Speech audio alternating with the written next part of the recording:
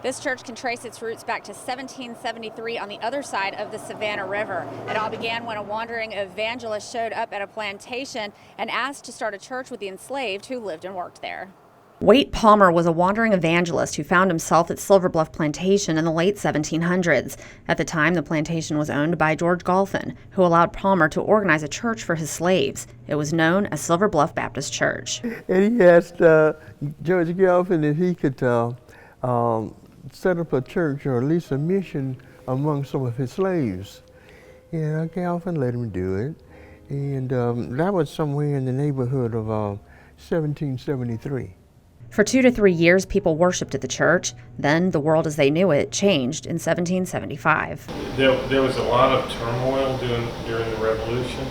The British coming and going, and George Golphin, the owner of the plantation, died in 1780, and so there was just a lot of flux. Eric Montgomery, executive director of Historic Augusta, explains that Golphin took the Patriots' side during the American Revolution, and his death changed the lives of his enslaved people.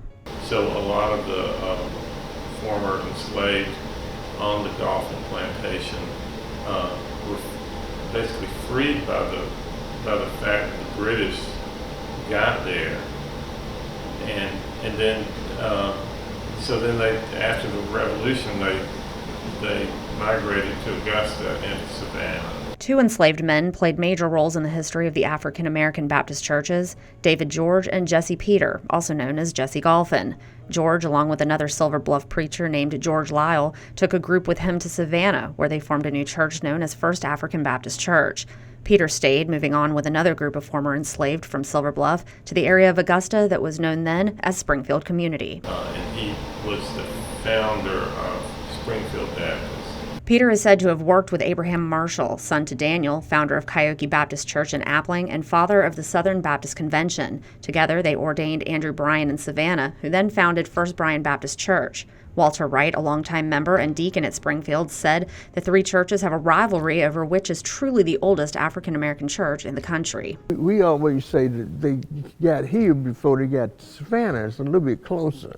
They really all have the same root. They all have the same beginnings at Silver Bluff Baptist. And so the folks at Silver Bluff say, well, we're actually a lot older than any of those.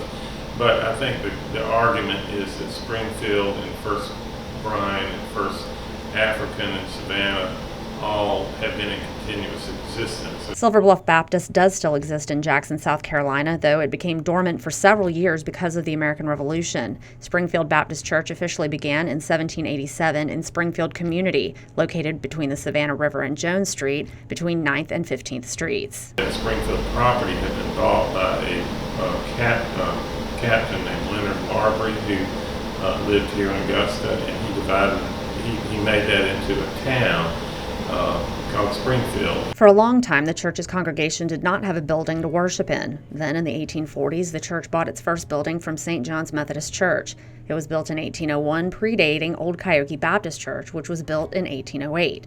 It must have been a sight to see as the building was moved 6 blocks to Springfield. That building was purchased in 1840 from St. John's missionary. And it was actually rolled here on logs.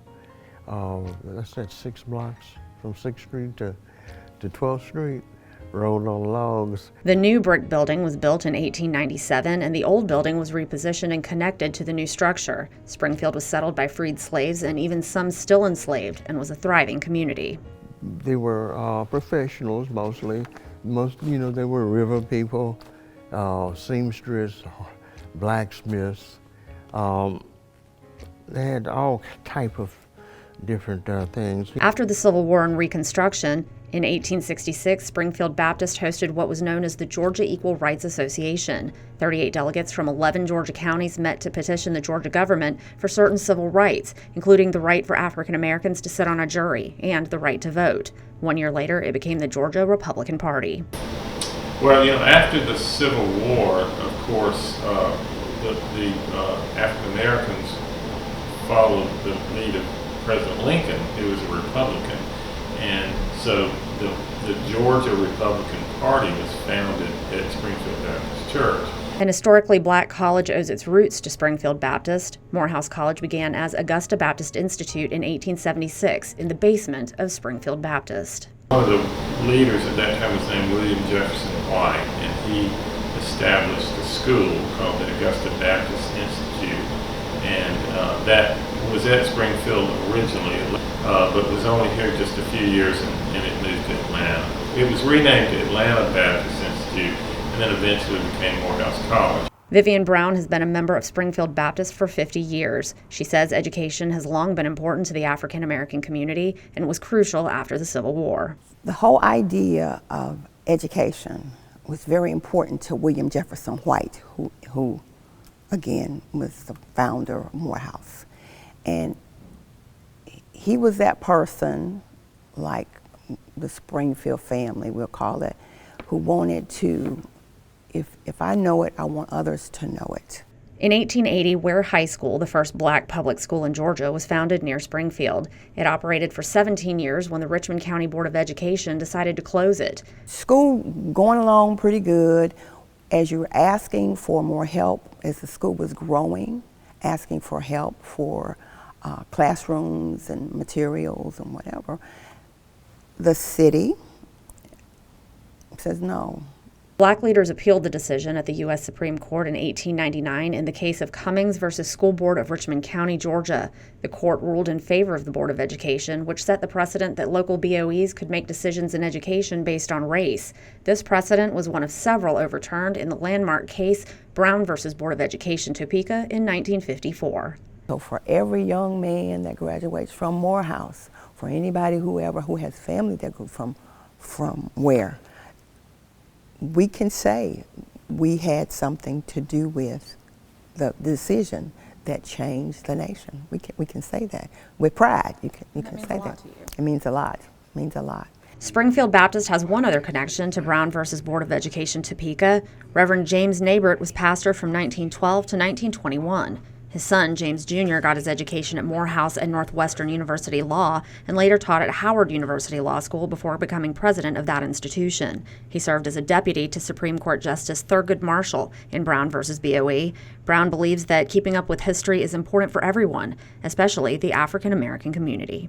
It's important that people not forget that. You don't know where you need to go unless you know where you've been.